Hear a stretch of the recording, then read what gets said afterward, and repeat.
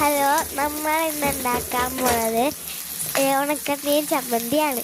അതിന് വേണ്ടി ഉണക്കമീൻ വറുത്തെടുക്കണം, എന്നിട്ട് കോരിയെടുക്കണം. എന്നിട്ട് അതെല്ലാം കൂടി കോരിയെടുത്തിട്ട് മാറ്റി വയ്ക്കണം.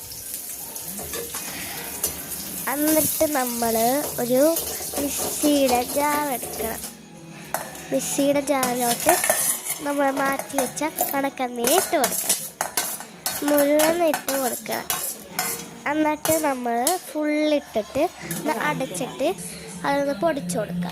എന്നിട്ട് ഒരു വെളിച്ചെണ്ണ ഒഴിച്ചിട്ട് ചട്ടിയിൽ, എന്നിട്ട് കടുകിട്ടിട്ട് സവാളയും ഉള്ളിയൊക്കെല്ലാം ഇട്ടിട്ട് ഇളക്കി കൊടുക്കണം. അത് ബ്രൗൺ കളറാവുക ചെയ്യണം. എന്നിട്ട് നമ്മൾ അത് ശരിക്കും അതിനകത്തോട്ട് കുറച്ച് നമ്മൾ ഈ മഞ്ഞൾപ്പൊടി ഇടണം. എന്നിട്ട് കളറിന് വേണ്ടിയിട്ട് ചുവന്ന മുളക് പൊടിയും ഇടണം.